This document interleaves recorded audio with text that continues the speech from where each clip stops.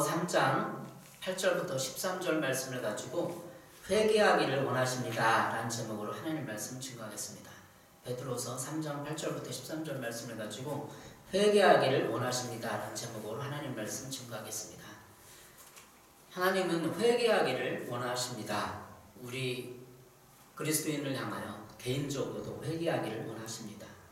오늘 베드로서 3장 8절에 이렇게 기록을 하고 있습니다.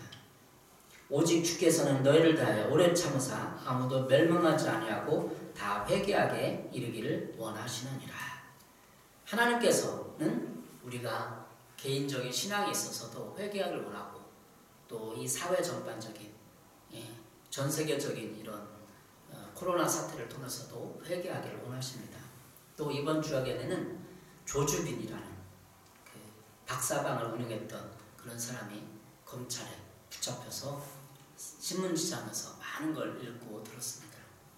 이 박사방 운영했던 조주빈은 25인데 인천의 전문대학을 나왔는데 정보통신학과를 졸업했대요. 그 학교가 이렇게 신문지상에 이렇게 나오는 걸 봤는데 선의 패자가 없어야겠지만 이 사람이 텔레그램에 박사방 운영하면서 많은 미성년자들을 성을 착취해서 사회적인 이슈가 되고 있습니다. 이런 걸 보면서 사회가 얼마나 이렇게 타락해 있고 또 미성년자들 얼마나 고통을 당하고 있는지도 생각을 해보며 성적인 타락도 하나님 앞에 회개하고 기도할 제목들입니다. 또 코로나를 통해서 우리가 이렇게 신앙적인 것을 많이 점검하고 있는데 하나님이 전 세계적인 코로나 이런 전염병 사태를 보면서 어떻게 하길 원하실까 일주일 동안 생각하고 이 본문을 묵상하고 기도를 했는데 하나님은 회개하기를 원하신다는 것이죠. 박사방 운영자 조주빈을 보면서 또 그 조주빈 박사방에 자기가 회원가입해서 돈을 입금한 사람이 40대 남자가 자살하고 유서를 나는 박사방에 돈 입금했다 이렇게 했다는 거죠. 많은 사회적인 이슈와 문제들이 되고 있습니다. 왜 그 사람이 자살할지 모르겠어요. 하나님 안다면 그냥 회개하면 되는데 세상에 자기 범죄한 것이 드러나면 가족들에게 붓거기로 하지만 한순간이잖아요. 근데 회개하면 하나님이 기회를 주실 건데 라는 생각이 들었어요. 여러분 어떻게 생각하십니까? 하나님은 우리가 어떤 잘못을 범했어도 회개하기만 하면 그 죄를 인정하기만 하면 하나님께서 용서해 주십니다. 물론 세상 법정에서는 범법함에 대한 대가를 치러야겠지만 말이죠. 여러분 하나님께서 회개하기를 이 사회 전 세계적으로 원하시는 것 같습니다. 그런데 오늘 베드로서 3장 8절에는 하나님은 오래 참으사 아무도 멸망하지 않고 전 세계적인 이름을 보면서 멸망하지 않고 회개하기를 원한다는 거죠. 여기서 회개는 예수 그리스도를 영접하고 제 문제를 해결하는 걸 말합니다. 기독교 회개는 단순히 마음을 바꾸는 것 또는 과거 행동에 대해서 후회하거나 회한의 감정을 갖는 것 이상의 의미를 가지고 있습니다. 회개는 삶 전체의 방향을 바꾸는 결정을 내리는 것으로서 마음과 행동에 완전한 변화가 뒤따라야 합니다. 그래서 우리 이런 사태를 보면서 두 가지 이런 큰 것을 배경으로 하고 우리가 생각을 해보면 하나님께서는 우리 마음과 행동의 완전한 변화를 원하고 있는 것이죠. 그것은 죄나 악으로부터 돌아서 살아계신 하나님께로 의식적으로 방향 전환을 하는 것을 말합니다. 참된 회개는 하나님과 인간의 관계에 대한 근본적인 변화를 가져다 줍니다. 회개란 전적으로 새로운 태도와 자세를 갖고 하나님 앞에 나가서 그때까지 간직해왔던 잘못된 삶의 태도와 습관을 단호하게 떨쳐버리는 것을 의미합니다. 그러니까 그 박사방에 갔던 사람들도 삶의 태도거든요. 뭐 큰 범죄한 게 아니에요. 뭐 그냥 우연히 이렇게 음란 동영상을 볼 수도 있는데 유로에 등록해서 돈을 냈다는 거죠. 그런 삶의 태도를 방향 전환하고 하나님께 가면 되거든요. 그 결과적으로 회개란 하나님께서 인간의 모든 삶의 모든 측면을 주관한다는 사실을 인정하고 받아들이는 것입니다.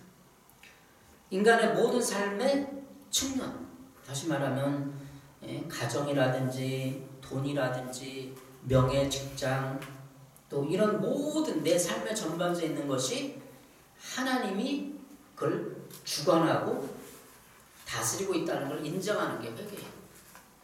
그럼 예수 믿으면 성적인 부분에서도 또 직장에서도 돈의 부분에도 하나님의 주권을 인정하고 그런 성을 내가 착취하거나 즐기고 그런 것이 하나님의 관점으로 성을 바라보면서 그렇게 하면은 회개되고 변화되는 거죠. 그런 점에서 참된 회개는 정의나 사랑, 겸손 등의 행동으로 삶 가운데 표현되어야 하는 것입니다. 교회다는 내가 회개했어요. 이렇게 변화되었어요. 그러면 겸손해야 돼. 말도 겸손하고 주위 사람들에게 겸손하고 공손하게 행동을 하고 사랑도 표현하고 사랑 그냥 감정이 아니잖아요. 좀 대접하고 인정해주고 식사 대접도 하고 그런 거잖아요. 사랑이 뭐 누구 내 주변의 사람들에서 생일도 챙겨주고 페이스북이나 뭐 카카오스트나 누구 아는 사람 있으면 생일 축하 한번 실제로 돈을 못 갖다 주려도 인터넷상에서 축하합니다 보낼 수도 있고 관심 있는 사람들 기억하고 기도해 줄 수 이게 사랑 아니겠어요? 이렇게 삶이 여러분 그런 회개의 증표들이 여러분 가운데 있습니까? 많은 그리스도인들도 자기 자신만의 삶 위에 성공과 명예를 위해 주변 사람들도 돌아보지 않고 쭉 달려가는 걸 많이 봐요. 주변에 작은 교회하고 개척하다 보니까 그리스도인들이 너무 많은 사람들이 자기 자신만을 위해서 살아가는 걸 새삼 느끼게 있습니다. 여러분 어떠세요? 이런 참된 회개를 이렇게 바라봤을 때 여러분의 전반적인 삶의 여러 분야에서 삶의 태도와 습관이 바뀌었습니까? 아니면 여러분 참된 것처럼 겸손의 삶을 살고 있습니까? 회개한 사람은 하나님이 내 삶을 주관하고 하기 때문에 어떤 사람에서 겸손해요. 배우려고 하고 들어주려고 하고 경청해 주려고 하고 계속 내가 가르치고 내 말만 하려는 사람은 어떻게 보면 그리스도의 삶과 무관하고 회개가 안 된다고 생각이 들어요. 계속 어떤 사람은 가르치기만 하려고 내 얘기만 하려고 어떻습니까? 당신의 삶은 어떻습니까? 마음은 어떻습니까? 힘듭니까? 들어보고 격려해주고 축복해주고 이게 진정한 그리스도인의 삶, 회개한 삶이 아닐까 생각이 듭니다. 여러분 하나님이 회개하기를 원하신다는 이 말씀을 가지고 섰는데 어떻게 이 설교의 진짜 제목은 확실한 제목은 재림의 징조와 회개예요. 재림의 때 어떤 징조가 일어나고 우리는 어떻게 재림의 때 회개할 것인가 그런 것들이 베드로후서 3장의 본문이 그런 것이죠. 예수님도 말씀하셨어요. 재림의 때에 누가복음 21장 7절부터 11절에 말씀하고 있습니다. 그들이 물어 이르되 선생님이여 그러면 어느 때 이런 일이 있겠사오며 이런 일이 일어날 때 무슨 징조가 있사오니까? 재림의 때 무슨 징조가 있습니까? 제자들이 물었죠. 이르시되 미혹을 받지 않도록 주의하라. 많은 사람이 내 이름으로 와서 이르되 내가 그라하며 때가 가까이 왔다 하겠으나 그들을 따르지 말라. 난리와 소요의 소문을 들을 때 두려워하지 말라. 이 일이 먼저 있어야되 끝은 되지 아니하리라. 또 이르시되 민족이 민족을 나라가 나라를 대적하여 일어나겠고 곳곳에 큰 지진과 기근과 전염병이 있겠고 또 무서운 일과 하늘로부터 큰 징조들이 있으리라. 그러니까 재림이 때 징조가 있냐고 물어봤을 때 그 징조들을 예수님께서 직접적으로 언급한 거예요. 민족이 민족을 나라가 나라를 대적, 전쟁을 말하는 거죠. 그리고 지진, 기근, 전염병을 말하는 거예요. 이게 전염병 하니까 지금 코로나19에 이것이 전 세계적으로 일어났잖아요. 이게 전염병을 말하는 거예요. 그러니까 코로나19 사태를 보면서 우리는 재림의 징조를 봐야 돼요. 이게 그리스도인의 진정한 신앙의 자세요. 아, 예수님이 재림의 때가 멀지 않았구나 라고 느껴야 되는 겁니다. 5년 전에도 메르스 사태, 또 몇 년 전에도 사스와 이런 걸 통해서 전 세계적인 전염병에 이런 거 있기 때문에 전염병이 있다는 것을 기억하고 예수님의 재림이 멀지 않았다. 지진 기근, 전 세계적으로 뭐 3년, 5년, 10년 안팎으로 지진이 전 세계 쓰나미나 이런 게 엄청나게 많았어요. 이런 걸 보면서 아, 재림의 때가 가까웠구나. 우리 그리스도인이 확인하고 회개할 때가 다가온 것이죠. 베드로서 3장 9절에 아무도 멸망하지 아니하고 다 회개하게 이르기를 원하시느니라.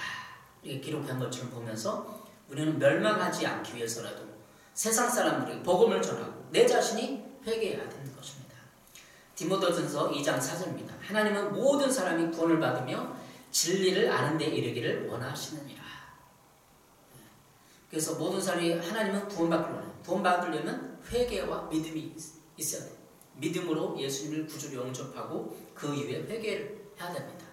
내 삶의 모든 전반적인 것이 하나님께서 주관하시고 다스린다는 걸 인정하고 삶의 태도와 습관이 바뀌어야 돼요. 습관. 남을 비아냥하고 비끼고 비난하는 것이 바뀌어야만 참된 회개가 됐다고 볼 수 있는 것이죠. 베드로서 2장 6절입니다. 소돔과 고모라 성을 멸망함으로 정하여 제가 되게 하사 후세에 경건하지 아니한 자들에게 본을 삼으셨으며. 베드로서 2장 6절에는 소돔과 고모라 성을 멸망한 사실을 말하면서 후세에 경건하진 자들에게 본을 보였다. 예수 믿지 않고 타락하고 죄를 범하는 모든 그런 죄인들에게 본을 보인 것, 소돔과 고모라를 통해서. 재림과 심판의 때에도 본이 있다는 것을 기억해야 됩니다. 우리가 어디에 본을 받아야 되느냐. 베드로서 2장 9절. 주께서는 경건한 자는 시험에서 건지시고, 소돔과 고모라에서 롯을 건졌잖아요. 사람을 맡겼잖아요. 그래서 우리가 말세대니 때 재림의 날을 준비하면서 내가 경건한가? 경건한 자는 시험에서 건지신다고 했어요.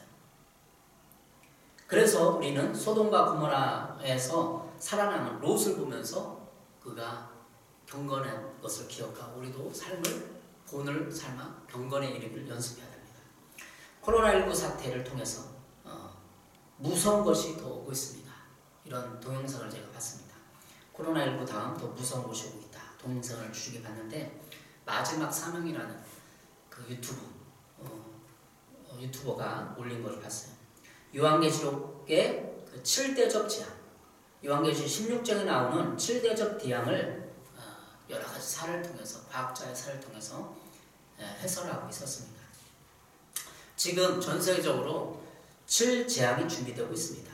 물론 말세 하면은 이단들이 여러 가지 잘못 오용하고 사용했기 때문에 거부감이 있기도 합니다. 그러나 지금은 재림의 때, 말세 때 요한계시록 16장의 재앙들이 서서히 오고 있는 것이죠. 마지막 시대의 동방박사들은 신문과 미디어라고 합니다. 신문에서 지금 기후가 어떻게 변하는지, 세상이 어떻게 변하고 있는지 읽어야 하는 것이죠. 거기서 나오는 이 내용을 얘기하면 말로 표현할 수 없는 고통이라는 제목의 과학자들의 글을 발표했다고 그래요. 과학자들의 그 글에 보면 우리는 지구의 온도가 높아지는 비상사태에 직면하고 있음을 분명하게 선포한다. 기후 위기가 도래했고 대부분의 과학자들이 예상했던 것보다 훨씬 빠르게 가속되고 있다. 지금 기후가 너무 지구온난화로 인한 해수면이 경고가 있는데 2050년 이후 2억 명 이상의 해수면 상승으로 2억 명 이상이 피난해야 할 것이다. 이렇게 과학자들이 예견하고 있습니다. 지금 20년 이전에 30년 후에는 2억 명 이상이 피난을 해야 된대요. 해수면 상승으로 해가 과학자들이 예견한 거예요. 긴박한 징조에 대한 과학자들의 호소에 그래서 이런 것을 볼 수 있습니다. 여러분 어떻습니까? 저도 이걸 보면서 이 유튜브 영상을 보면서 많이 깨달았고 이해를 했습니다. 저는 이렇게 요한계시록에 나오는 7인 나팔재앙, 진노재앙을 그냥 하나님이 오늘 천사를 통해서 갑자기 막 집에 팍팍 쏟을 거라고 그냥 편익견을 가지고 있어요. 근데 연구하고 또 동영상을 보고 하니까 하나님이 서서히 지구를 향한, 이 인류를 향한 심판을 진행하고 있다는 걸 깨닫게 되었어요. 요한계시록 16장에 나오는 진노의 대접, 첫째 재앙은 악하고 독한 종기입니다. 질병 재앙인 거죠. 둘째 재앙은 바다가 피같이 되고 바다의 모든 생물이 죽는다는 것. 이것을 지구 온난화와 직결하고 있더라고요. 셋째 재앙은 강과 물들의 근원이 피같이 된다는 것. 이것은 과학자들이 산업화로 인한 비닐과 플라스틱이 바닷가에 넘쳐가지고 이 해변에 몇 미터 변까지 다 쌓을 수 있다는 거죠. 그러니까 지금 산업화로 비닐과 플라스틱이 바다 이렇게 다 들어가 있는데 그래서 물고기들이 많이 죽는 거죠. 피가 그냥 실제로 나는 피를 하나님 천사들이 막 쏟을 건가 막 이렇게 생각을 했어요. 그런데 이 과학적인 데이터 근거를 보면서 비닐과 플라스틱으로 인해서 그 산업 폐기물 쓰레기를 통해서 물고기들이 떼죽음을 당하고 녹조가 형성되고 이런 걸 말하는 거예요. 넷째 제안, 태양에 한 사람들의 태워짐. 너무 무시무시하잖아요. 근데 이것은 과학자가 오존층의 파괴로 이해를 하고 있습니다. 지금도 오존층이 많이 파괴되고 있는데 어느 날 갑자기 지구온난화 모든 기후재앙을 오존층이 파괴되면 사람들이 이 피부염에 걸리고 탄다는 거죠. 피부 색깔이. 그걸 말하고 있는 거죠. 그래서 우리 세번역 성경으로 우리 아이를 요한계시록 계속 몇 번 읽어줬는데 더 읽어달래요. 다른 본문 말고 요한계시록을 읽어달래요. 그러니까 우리 아이가 왜 요한계시록을 좋아하지 그랬는데 생각을 해보니까 만화처럼 만화 뭐 이렇게 보면 만화처럼 요한계시록이 이렇게 재밌는 것 같아요. 우리 아이가 이 느끼는 요한계시록 느끼면 만화처럼 막 천사들이 와서 막 짐승들이 나타나고 막 파괴하고 막 하고 이런 걸 보면서 재밌어 하더라고요. 우리 아이에게 요한계시록을 한 5번, 6번 읽어줬어. 또 읽어달래요. 또 읽어달라고. 너무나 재밌다고 그래요. 여러분 보세요. 요한계시록 재밌으세요? 어떻게 말하면 만화적으로 말하면 그림같이 영화 연장면 카테고리로 보면 되게 재밌어요. 근데 전 세계에 임한 하나님의 심판을 얻을 때 무시무시하고 두렵기도 하죠. 요한계시록 16장에 진노의 대접 이 재앙들이 저는 예전에는 몰랐지만 질병과 전염병, 지구온난화로 인한 여러 가지 문제들, 기후재앙, 그런 산업화로는 오존층의 파괴 여러 가지를 했을 때 맞다고 생각이 듭니다. 지금 과학자들이 얘기하는 이런 내용들, 그 극지방에 얼음이 녹고 있는, 그래서 얼음이 녹고 있으면서 그 미세 바이러스들이 수천 년 동안 거기서 얼어있던 냉동돼 있던 바이러스들이 녹고 있으면서 바다로 흘러간대. 그래서 앞으로 과학자들이 얘기하는 게 더 미세 바이러스가 남극과 북극에 냉동돼 있던 바이러스 녹아서 점점 우리 생활을 더 점령했고 공격될 것이다 예견하고 있습니다. 여러분 이러한 때 우리는 더 하나님 앞에 말세의 재앙을 바라보고 나가야 합니다. 그러면 오늘 본문을 통해서 회개는 어떤 과정을 통해 하게 됩니까? 라는 질문을 하게 됩니다. 그러면 회개라고 하는데 어떻게 회개하라는 거죠? 어떤 과정을 통해 회개하게 됩니까? 질문할 수 있습니다. 첫 번째, 오늘 본문을 통해서 8절, 9절에 보면 인생을 시간의 개념과 역사성으로 봐야 회개가 가능합니다. 그러니까 인생의 개념을 시간의 개념, 역사성으로 봐야 한다는 거죠. 8절입니다. 베드로서 3장 8절. 사랑하는 자들아, 주께는 하루가 천년 같고 천년이 하루 같다는 이 한 가지를 잊지 말라. 우리가 재림 이런 걸 생각했을 때 큰 주제가 있어요. 내 시대에 재림이 없을 거야. 그 생각. 여기 아까 과학자 2050년이라고 그랬잖아요. 이건 예견한 것도 우리가 그리스도인 막 세계 종말을 얘기하는 게 아니에요. 과학자들이 얘기해요. 2050년 이후에 2억 명 이상이 피난을 해야 된대. 해수면이 상승하니까. 이 과학적인 데이터에 의해서 내가 이 시대에 재림이 올 거다. 내 시대에는 재림이 없을 거다. 두 가지 선택을 해야 돼. 그러니까 역사의 천년 역사 초대교회 신자들도 다 이런 데살로니가 전서 읽으면서 내 시대에 재림이 올 것이다 생각을 했어요. 그러니까 신앙적인 자세는 내 시대에 재림이 올 거라 이렇게 생각을 해야 하나님 앞에 올바른 자살하는 거죠. 여러분 어떻습니까? 여러분 시대에 재림이 올 거라고 생각이 들어요. 그러니까 이 설교와 예배를 드리는 건 여러분 세대에 재림이 올 거야 이게 생각이 드는 게 맞는 거예요. 초대교회도 신자들이 그렇게 생각했고 천년 동안에 모든 사람들 다 그렇게 생각했어요. 내 시대에는 재림이 안 올 거야. 그러면 재림에 대한 준비를 못하게 되는 거죠. 오늘 베드로서 3장 8절에 사랑하는 자들아 이렇게 말하고 있습니다. 그리스도인들을 다정하게 부르면서 재림이 늦어지는 바른 견해를 가르치고 있는 것이죠. 한 가지를 잊지 말라는 당부를 하고 있습니다. 그 이유를 주께는 천년이 하루 같고 하루가 천년 같다는 사실을 말하고 있는 것이죠. 마지막 때 말세를 바라보는 관점은 시간이라는 것을 어떻게 생각하느냐에 달려있는 것입니다. 내 시간이 아니라 하나님의 시간으로 세상을 봐야 합니다. 영원하신 하나님을 믿는 우리들은 하나님의 시간의 척도와 인간의 시간의 척도를 동일시해서는 안 됩니다. 사람의 일생이 길어봐야 100년이기 때문에 그 100년이 길어 보입니다. 우리의 곧이라는 개념은 1시간 혹은 1년 혹은 하루 정도입니다. 그러나 하나님께서 생각하는 곧이라는 개념은 1000년일 수도 있고 만년일 수도 있습니다. 즉 하나님의 영원성이 입장해서 시간을 생각하고 계산을 한다는 것입니다. 1000년이 하루 같고 하루가 1000년 같다는 이 시간의 그 개념을 하나님의 관점으로 옮겨야 된다는 거죠. 네. 사랑하는 여러분, 이 한 가지만 잊지 마십시오. 오늘 8절에 말하고 있습니다. 한 가지만을 잊지 말라는 말은 이것이 기초이기 때문입니다. 나도 이 시대를 바라볼 때 하나님의 시간의 개념으로 봐야 합니다. 하나님은 하루가 1000년 같습니다. 그리고 1000년이 하루 같습니다. 재림은 곧 온다는 것으로, 내 시대에 온다는 것으로 우리가 재림을 준비할 수 있는 것입니다. 다시 말하면 우리가 사람의 자세가 종말론적 삶의 자세를 갖추어야 회개가 될 수 있다는 거예요. 그러니까 날마다 시간의 개념 속에서 예수님이 곧 오시고 재림이 임할 것이고 이런 삶의 자세를 갖춰야 회개가 되기 시작한다는 거죠. 우리 단단한 마음이 깨어지기 시작한다는 거죠. 회개는 하나님을 의식하고 생각하며 그래서 하나님의 관점이 주어지는 것입니다. 거기에 기초한 것은 주님이 재림이 곧 올 것이다 라는 것을 늘 생각해야 됩니다. 내 개인의 종말도 곧 이룰 것이다. 내가 지금 50년, 60년 살았는데 나는 내 죽음이 100년 후, 200년 올 거라고 생각하면 회개하기를 주저하는 거죠. 개인적인 종말이 봅니다. 그러나 전 세계적으로 환경을 보면서 재림 올 거야. 내 시대 올 거야.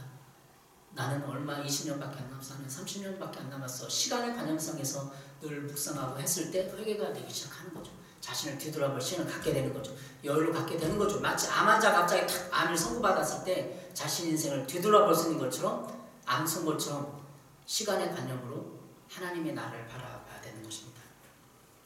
9절에 주의 약속은 어떤 이들이 더디다고 생각하는 것 같이 더딘 것이 아니라 오직 주께서는 너희를 위하여 오래 참으사 아무도 멸망하지 아니하고 다 회개하게 이르기를 원하시느니라. 선형 성경이 이렇게 말하고 있어요. 어떤 이들이 생각하는 것과 같이 주께서는 약속을 더디 지키는 것이 아닙니다. 도리어 여러분을 위하여 오래 참으시는 것입니다.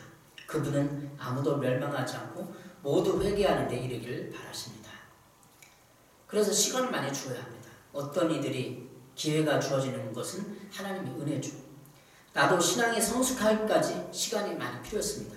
제가 신학을 공부하고도 15년 정도가 필요했습니다. 목사 안수 받기까지. 제가 중학교 때 교회를 다녔는데 내가 뭔가 하나님 체험하고 회개되고 죄의 개념을 그래도 의식적으로 알고 회개하려고 몸부림쳤던 기간이 꽤 있었어요. 그 시간이 필요하다는 거죠. 이렇게 하나님은 사람들을 알기 때문에 사람들에게 자유를 주고 그 자유로 하나님을 선택하도록 하시는 것입니다. 저도 목회를 함에 있어서 하나님이 이런 오래 참으심의 마음이 필요함을 느끼게 됩니다. 기적과 신앙의 성숙은 하루아침에 이루어지지 않습니다. 하나님이 기회를 주시고 오래 참으시는 것이죠. 오래 왜 참으면 회개하도록 하기 위해서. 계시록에 보면 계시록 3장 3절에 4대 교회에 보내는 말씀이 있습니다. 그러므로 내가 어떻게 받았으며 어떻게 들었는지 생각하고 지켜 회개하라. 만일 일깨지 않으면 내가 도둑같이 이르니 어느 때 내게 이르는지 내가 알지 못하리라. 대부분 사람들은 근데 실패를 통해서 생각하고 회개하겠죠. 내 인생이 잘못 안 됐을 때, 뭔가 병에 질병했을 때, 사업에 망했을 때, 뭔가 인간관계에 꼬이고 지치고 힘들 때 자기 삶을 뒤돌아봐요.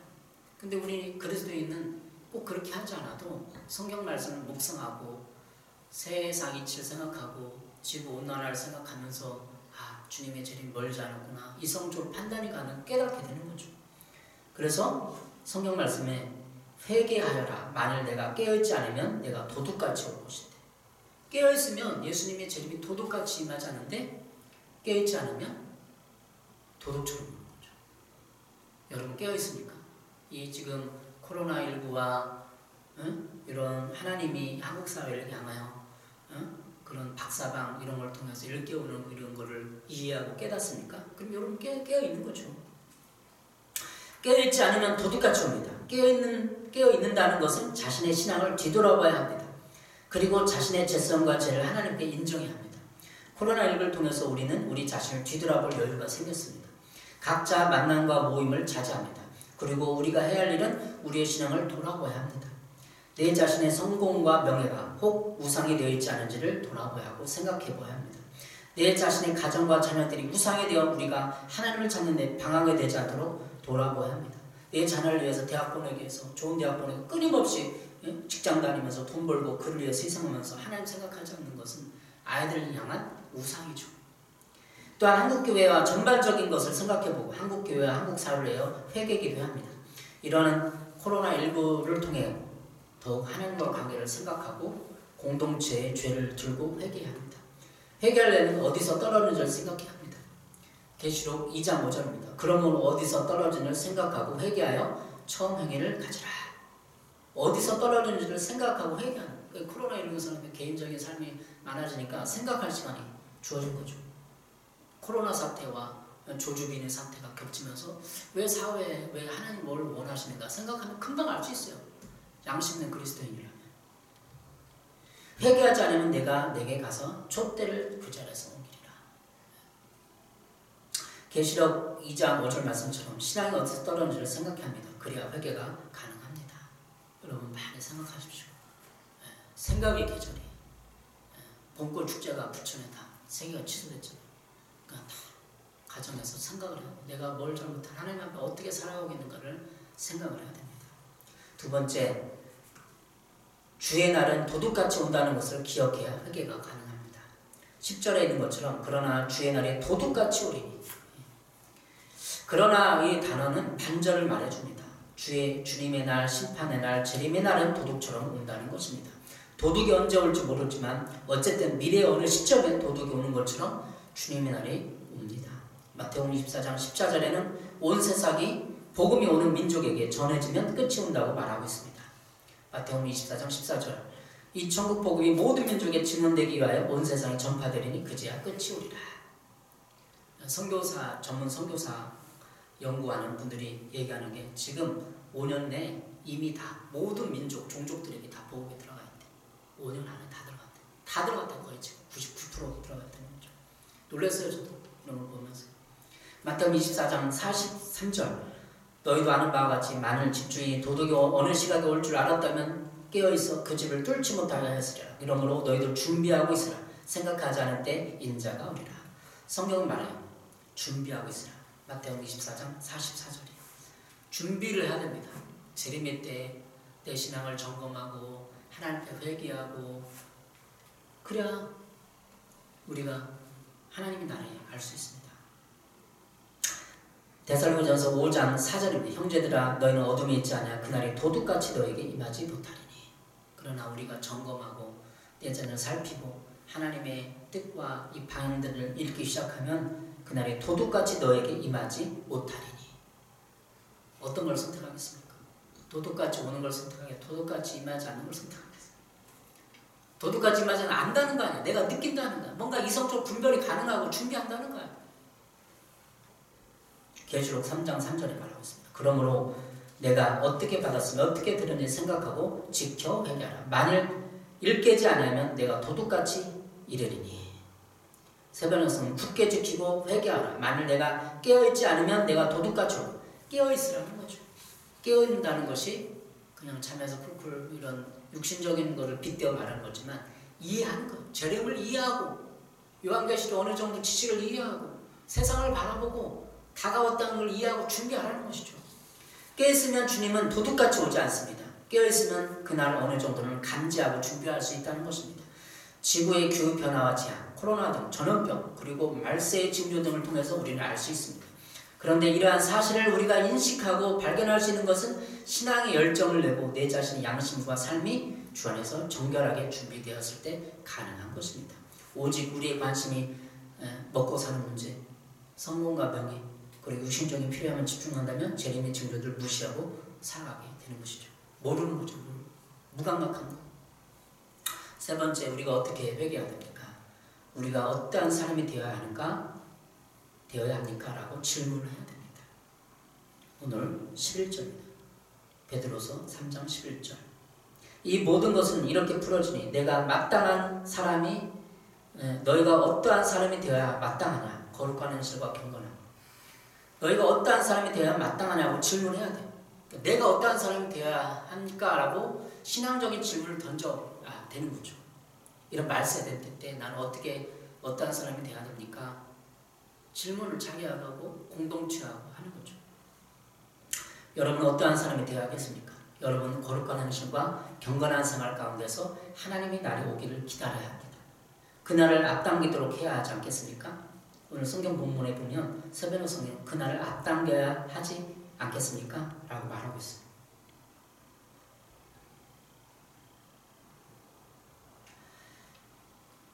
기다리고 그날을 앞당기도록 해야 됩니다. 베드로전서 1장 18, 19절 너희가 알거니와 너희 조상이 물려준 헛된 행실에서 대속함 받은 것은 음이나 금같이 없어질 것으로 된 것이 아니요. 여기서 대속은 헬라어 류티로우로 몸값을 치르고 자유로워지다, 되찾다, 속량하다 뜻입니다. 너희 조상이 물려준 헛된 행실에서 대속함 받은 것. 그러니까 우리가 하는 회개할 때 우리 조상이 아버지가 엄마가 물려준 그런 쓴뿌리 상처들로부터 대속함을 받았다는 것을 인정을 해야 돼. 이 대속은 그냥 예수님이 내 죄를 위해서 천국 가는 죄값으로만 대신이 아니라 내 생활에서도 생활 방식에서도 대속을 했다는 것이에요.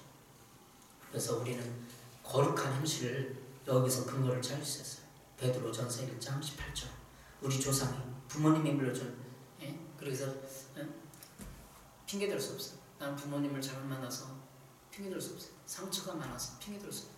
거기서도 대속했으니까 헛된 행실을 세베노 성경은 헛된 생활 방식으로 말하고 있어요. 생활 방식이 내가 잘못됐다 그러면 생활 방식에도 예수님이 대속해줬어요. 생활만 따르고 그런 게 내 죄만 따르는 게 아니라 내 생활 방식에도 예수님이 대속해줬다고 기억하죠. 내가 말세에 살아있을 때 거룩한 행실을 생활 방식을 가져야 됩니다. 여러분은 그날이 진림의 재림의 날을 기다리는 사람입니까? 신앙생활을 잘한다면 기다려질 것이고 내 자신의 신앙생활을 잘하지 못한다면 시간과 기회를 더 가졌으면 하는 마음이 들 것입니다. 당장 재림 온다고 들을까? 안 됩니다, 주님. 저도 회개할 시간을 좀 주세요. 라고 말할 거잖아요. 그죠? 그런데 그날을 앞당겨야 하는 이유와 당위성이 있는 것입니다. 바로 12절입니다. 12절은 우리가 재림의 날을 기다리고 앞당겨야 하는 이유가 있는 것입니다. 나도 결혼 좀 하고 집안치 좀 아파트에서 살아보고 그때 재림 와야 되지. 뭘 청년이 돼 결혼도 좀 해보고 그런 생각을 가질 수 있죠. 그런 사람 가진 사람도 봤어요. 얘기들을 간접 들어.